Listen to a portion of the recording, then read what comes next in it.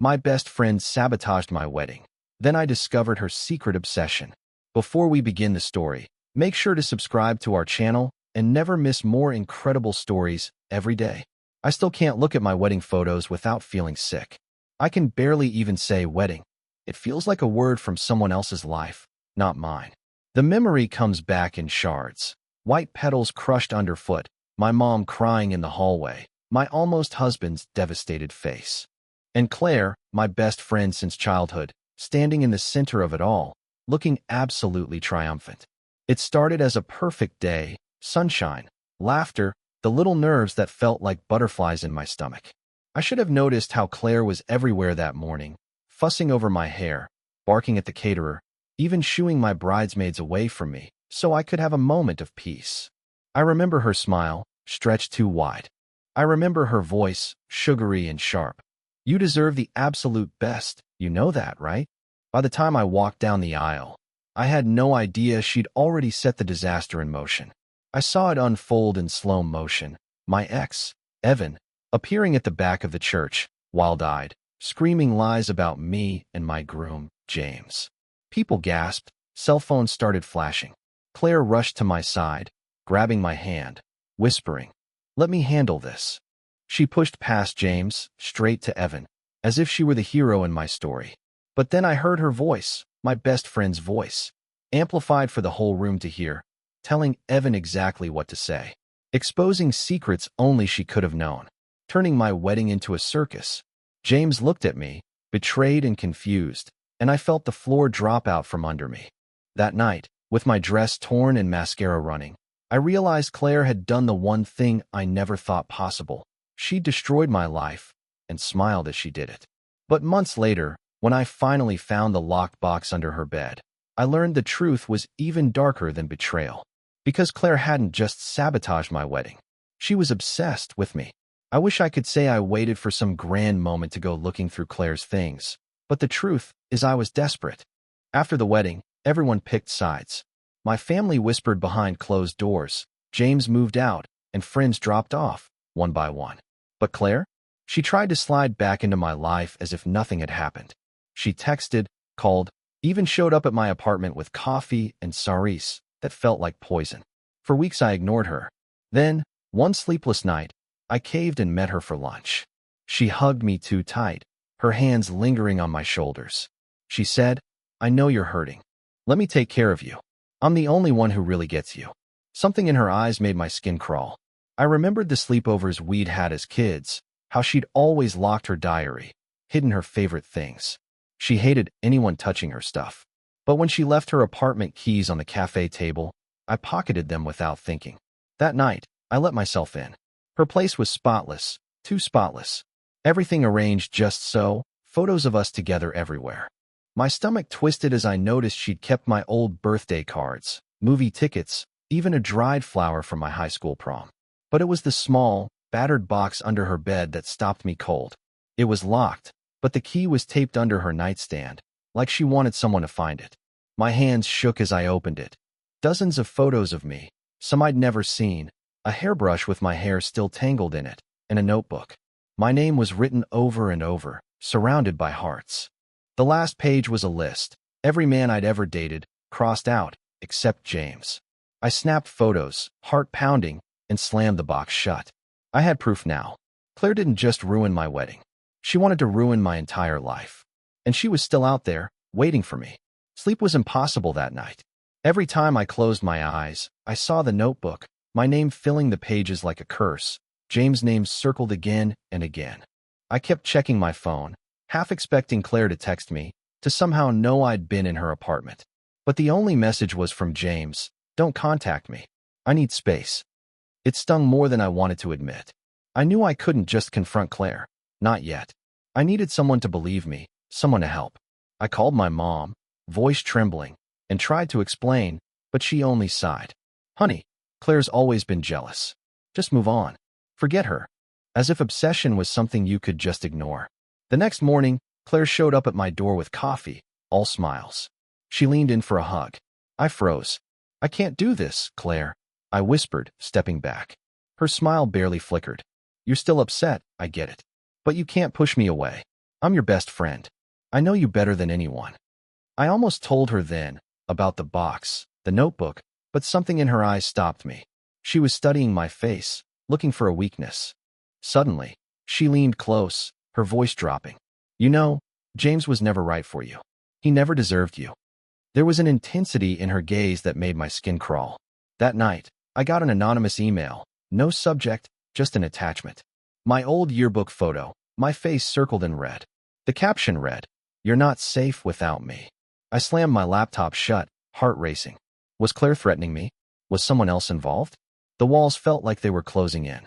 And for the first time, I realized this was bigger than just a ruined wedding. Someone wanted to erase my whole life, until only they remained. But I was done running. Next, I'd find out just how far Claire's obsession went, and who was really helping her. I barely slept, my mind stuck on the email. The caption haunted me. You're not safe without me. I thought I knew paranoia before, but that night, every creak in my apartment sounded like footsteps, every car on the street a threat. I changed my locks and checked the peephole twice before bed. But what really gnawed at me was the possibility Claire wasn't working alone. Someone had to have sent that email. Unless Claire had another phone, another account. I started replaying every strange moment over the last year. The times I'd felt watched, the way random people at work knew details about my life, the way Claire's ex had once warned me to watch my back. I decided to check my social media, combing through old photos. I noticed a familiar username commenting on almost every post, sometimes supportive, sometimes weirdly critical. You deserve better. He's not good enough for you. Even under pictures with my family. I clicked through. A burner account. No profile picture, no friends. But the posts all lined up with events in my life only Claire would know about. I made a list of everyone who'd ever sided with Claire, thinking back to the wedding. Bridesmaids who had suddenly stopped talking to me. Distant relatives who sent cold messages after everything went public. Was Claire manipulating them too? Or did someone else have a reason to keep me isolated? That afternoon, I got a call from my old college roommate, Jess. She sounded nervous. I shouldn't be calling, but Claire reached out to me. She wanted dirt on you. Weird stuff, old secrets. I blocked her, but maybe you should know. My blood ran cold. Claire wasn't just obsessed, she was collecting ammunition. And then, while scrolling through my DMs, I found one I'd missed, sent weeks ago from a stranger. If you want the truth about Claire, meet me tomorrow. Don't trust anyone. I stared at the message, the screen shaking in my hand. Was this a trap? Or was someone else tangled up in Claire's web? Either way, I had no choice but to find out. I spent the night turning the DM over in my mind, debating if I was reckless or just desperate. The message had no name, no details, just a time, 11 a.m., and a location, the park by the old library. I texted Jess, half hoping she'd tell me not to go. Instead, she said, "I'll wait nearby, just in case." By 10:50, I was at the park, heart racing, hands cold even in the sun. Every jogger and dog walker felt like they could be watching me. Finally, a woman sat down next to me on the bench. Early 30s, dark hair, sharp eyes. She didn't look at me, just handed me a manila envelope. "I can't stay long," she muttered. "Claire isn't who you think she is. She's done this before. She obsesses, she destroys. She ruined my life too." Her voice trembled, but she kept her gaze straight ahead. I wanted to scream, to demand answers, but she just stood, leaving the envelope on my lap.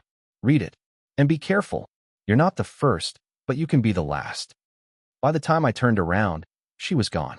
Inside the envelope were printouts, old emails, social posts, screenshots of conversations with my exes, and photos. Claire in the background of restaurants, parties, even my vacation to Miami, places she was never supposed to be. She'd been following me for years. There was even a threatening letter addressed to another girl, in handwriting I recognized from birthday cards. I felt sick. My world wasn't just invaded. It had been monitored, controlled, manipulated for years. Claire had sabotaged more than just my wedding. She'd sabotaged my entire life. My phone buzzed. A new message, blocked number. "You met her, didn't you? You always were too curious for your own good." I froze, blood pounding in my ears. Claire knew. She was watching me, right now. I realized then, no one was safe, not even Jess. And I wasn't sure how much time I had left. I ran home, clutching the envelope like a lifeline. My mind spun with images of Claire lurking behind me at parties, watching from a distance, worming her way into every corner of my life. I couldn't shake the feeling that her eyes were on me now, just out of sight. Jess called, her voice tight with worry. Did you get what you needed? I hesitated, glancing out the window. More than I wanted, I admitted. Jess, I think Claire's been stalking me for years. Maybe longer. There was a beat of silence. You have to go to the police. But what would I say? That my former best friend destroyed my wedding and has been collecting pieces of my life in a box? That she somehow always knows where I am? I remembered how easily she charmed people, twisted stories, played the victim. Would anyone believe me? That night, I tried to sleep, but every shadow seemed to shift. Around 2 a.m., I heard footsteps in the hallway outside my apartment. My phone buzzed, a new message from that same block number. Nice pajamas. Blue suits you. My blood ran cold. I peeked out the blinds. Nothing. The hallway was empty. But the message was proof. Claire was watching. Or she had someone watching for her. I barely slept. The next morning, a bouquet of white lilies sat outside my door. No card, just my name in Claire's handwriting. I snapped a photo, forwarding it to Jess. I knew I had to act, and fast. I gathered everything, screenshots, the photos, the yearbook email, the envelope from the stranger. Jess agreed to come over after work. But just before she arrived, my phone rang again. This time, a voice I didn't recognize. You need to leave your apartment. Now. She's on her way. My hands shook as I grabbed my bag, heart pounding in my chest. Was I running towards safety, or straight into Claire's trap? I didn't know, but I had no choice but to find out. I stuffed my evidence and essentials into a backpack, pulse roaring in my ears. My keys nearly slipped from my shaking hands as I locked the door behind me. The hallway was silent, thick with tension. Every step down the stairs felt like an alarm. I kept looking over my shoulder, expecting Claire to materialize, smiling that sugary, poisonous smile. Jess was waiting in her car at the curb, eyes wide when she saw me. Get in, she called, barely waiting for me to close the door before peeling away from the curb. You look like you've seen a ghost. Claire's been watching me. She left flowers at my door. Someone called, said I had to leave. I think she's losing control, I said, my voice raw. Jess drove aimlessly for a while, circling blocks, until we ended up in an all-night diner on the far side of town. We slid into a booth in the back, away from the windows. I handed Jess the manila envelope, the photos, my phone. She pored over everything, shaking her head in disbelief. This is bad, she whispered. You need to go to the police, seriously. There's enough here to get a restraining order, maybe more. But all I could think about was how many times I'd brushed off red flags. How many times Claire had gaslit me, made me doubt myself, made everyone else doubt me too. I shivered, the weight of years pressing down. Suddenly, Jess's phone lit up. A message from an unknown number. Do you think you're safe with her? You're not. She's mine. Jess's face went pale. She knows I'm helping you, she breathed. The realization hit me. Claire wasn't just targeting me anymore. Anyone who helped me was a threat to her twisted sense of possession. Before I could respond, a waitress approached with a note. Someone left this for you at the register, she said quietly. The note was written in perfect, familiar handwriting. Stop running. Come home, or I'll come find you. Jess grabbed my hand under the table. We have to make a choice. Fight back, or disappear for good. I looked at her, and realized I couldn't outrun this forever. It was time to end Claire's game.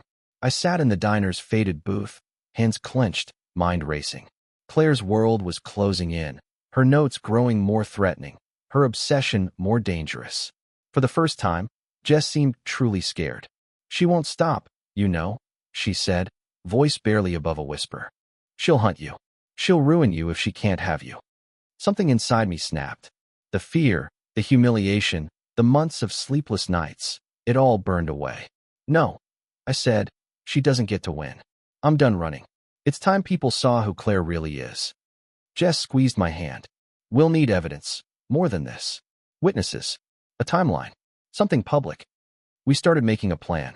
Jess suggested documenting everything, reaching out to people Claire had hurt before. I wrote out my story in a long email draft, attaching photos, texts, the anonymous envelope, everything I had. Jess called our old college friends, asking if anyone had weird stories about Claire. 2 people replied within minutes, saying they'd been stalked, lied about, threatened if they got too close to me. I started to feel less alone. Still afraid, but angry too. It was time to make my own rules. We decided to go to the police in the morning. In the meantime, we'd lay low at Jess's place. Claire didn't know her new address. Or so we thought. Around midnight, my phone buzzed. A video message from Claire. I pressed play, and chills ran down my spine.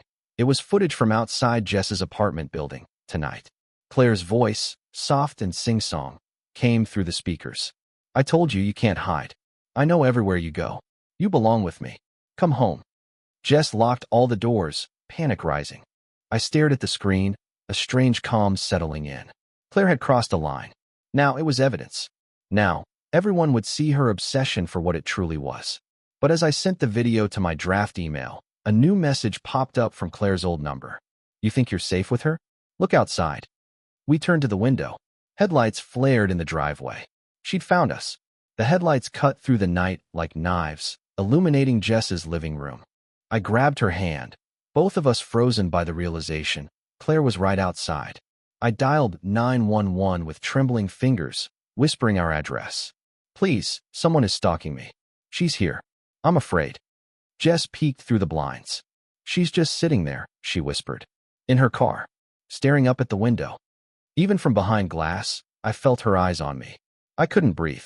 We backed away, huddling behind the couch. My phone buzzed again. Another message, this time a voice memo.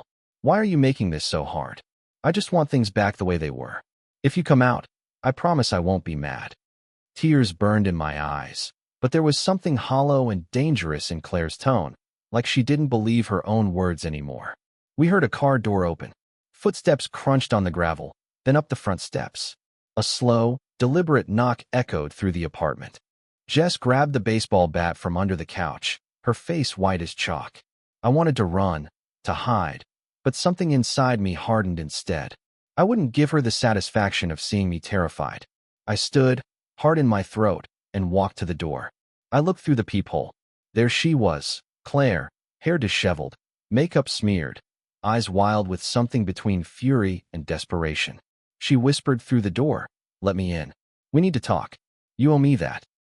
The police sirens howled in the distance, growing louder. I felt a twisted sense of relief. "You need help, Claire," I said, voice steady for the first time. "You don't own me.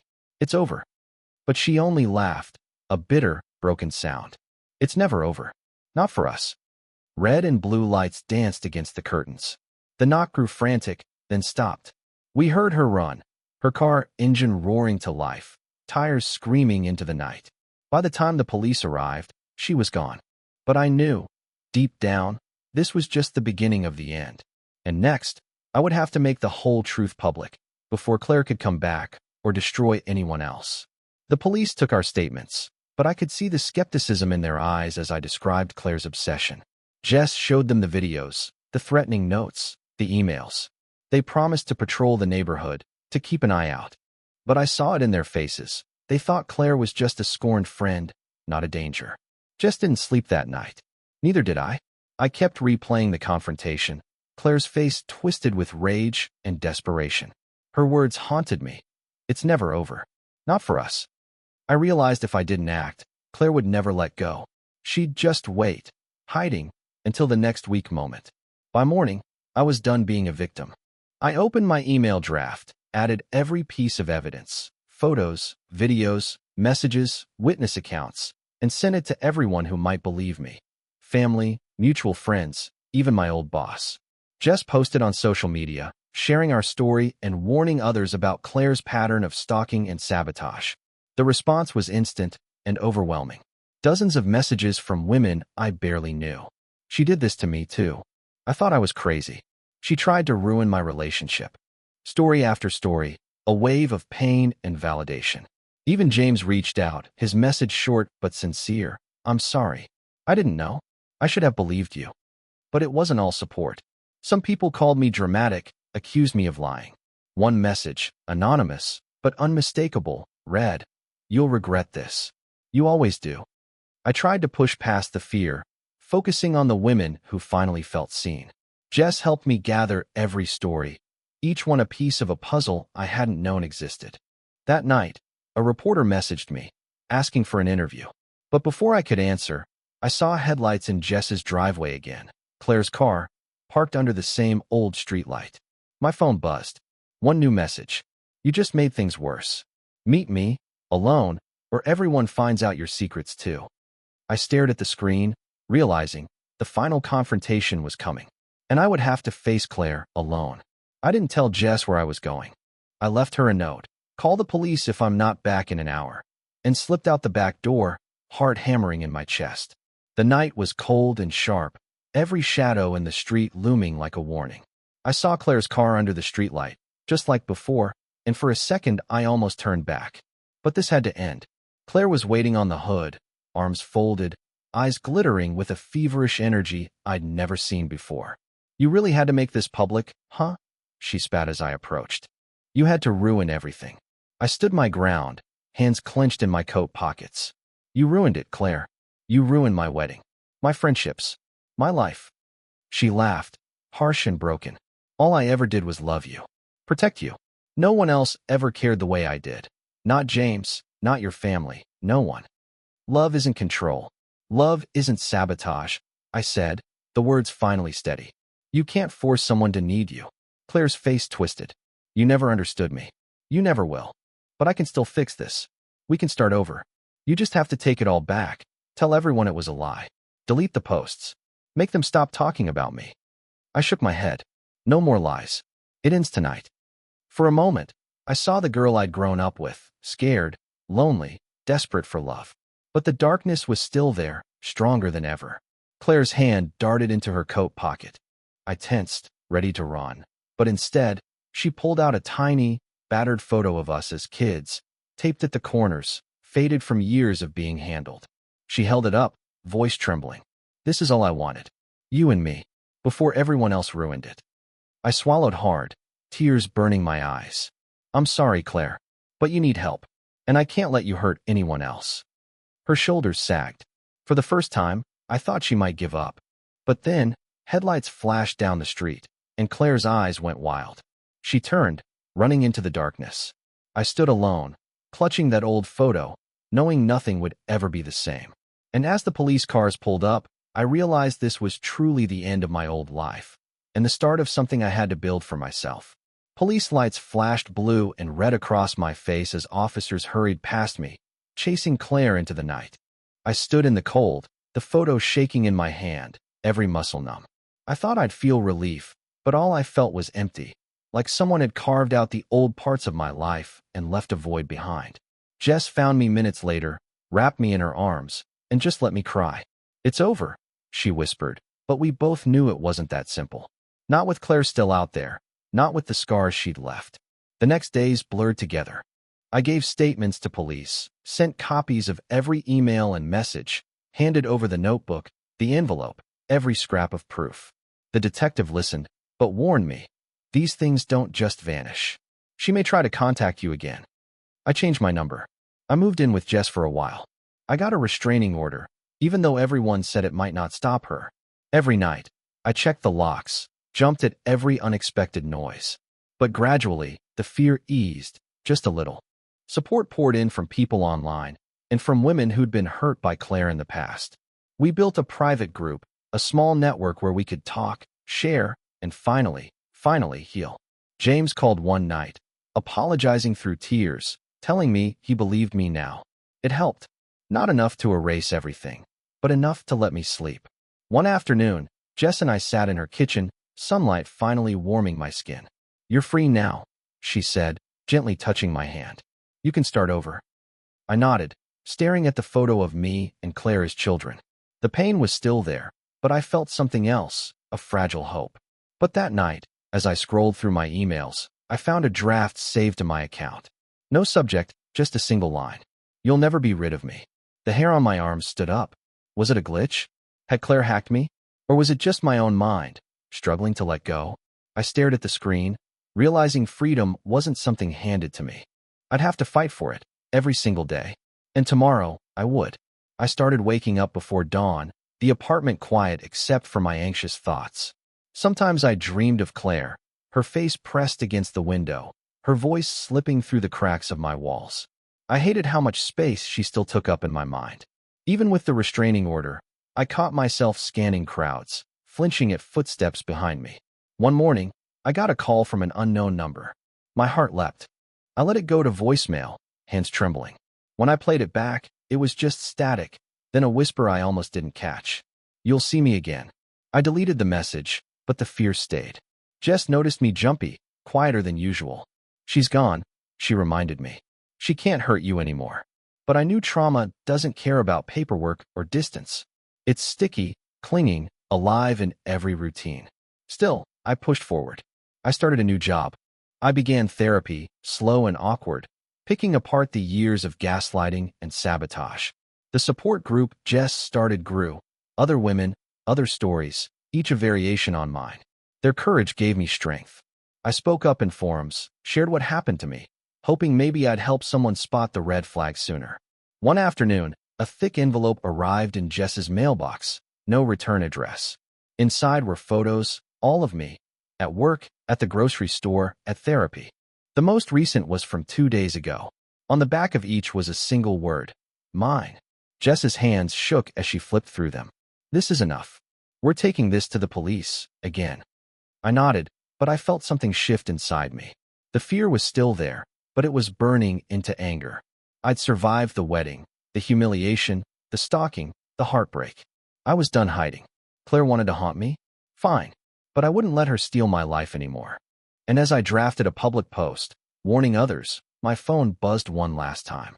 "See you soon." It was time to turn the spotlight on her, once and for all. The envelope was all the proof I needed. The police took it seriously this time. Handwriting, fingerprints, security footage from the post office. They put extra patrols on Jess's street, checked for cameras outside my new job. It felt good, for a moment, to be believed. But the fear was still there, coiled in my chest. I decided not to hide anymore. I took a deep breath and posted my story online. Every detail, every red flag, every scare. The evidence, the photos, the threats. I tagged support organizations, shared resources for other survivors of stalking and obsessive abuse. The response was explosive. Messages flooded in from strangers. "Thank you for sharing. This happened to my sister. How did you get out?" Some were hateful, sure, but most were supportive, lifting me up when I needed it most. Reporters reached out for interviews. A podcast wanted my story. I hesitated, worried Claire would see, would escalate, but I realized I'd let her control me long enough. Jess helped me prepare, sitting with me through every email, every phone call. She was my anchor, my proof that good friends still existed. The women from our group grew bolder, too. One by one, they started sharing their own stories. We weren't just survivors now. We were witnesses, advocates, the evidence Claire could never erase. That night, another envelope arrived at Jess's. This time, it was empty, just a single, torn photo of Claire as a child, her face scribbled out with black marker. On the back, it was supposed to be us. Just us. My heart hurt for the broken girl she'd been, the friend I thought I'd loved. But I wouldn't let nostalgia or pity keep me silent. I held the photo up to the light, then tossed it away. Claire's obsession had stolen enough years from me. Tomorrow, I'd record my interview, not for revenge, but to reclaim my story and finally my peace. But as I drifted off to sleep, a nightmare clung to me. Claire's voice, whispering, "You'll never be rid of me." And yet, for the first time, I believed I just might be. Morning sunlight streamed through the kitchen window, warm and unfamiliar after so many months of darkness.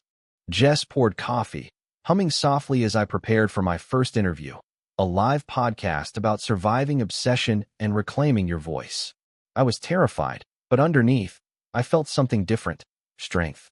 I wore a simple dress, hair loose, scars still visible but not hidden. As the call began, the host's gentle questions coaxed the truth from me. How I'd missed the signs, how it felt to be gaslit and stalked, how easily love and friendship could twist into something dangerous. Telling my story out loud, I realized, didn't just set me free. It gave others permission to speak, too. Messages poured in as I spoke. Gratitude, heartbreak, solidarity. "I left my toxic friend because of you. I believe you. You helped me see the signs." After the podcast, I walked outside for the first time without looking over my shoulder. The air tasted clean. Jess squeezed my hand, pride shining in her eyes. We celebrated with takeout and laughter, crying a little for what we'd lost, but more for what we'd survived. I looked at the old childhood photo, the one Claire had tried to weaponize, and felt a gentle sadness, but no fear. Police updates came and went. There were no more notes, no new messages. Maybe Claire was finally gone, or maybe she'd just moved on to someone else. I hoped, for both our sakes, that she'd find real help. But I knew now that if she came back, I'd be ready. As dusk fell, I sat on the porch, notebook in my lap. I wrote a letter to myself. You are not what was done to you. You are what you choose, every day, to survive and become. For the first time in forever, I believed it. And as I closed the notebook, I realized the story was truly mine again, scars and all. Tomorrow, I'd wake up to a life I'd built, no longer haunted. Just free.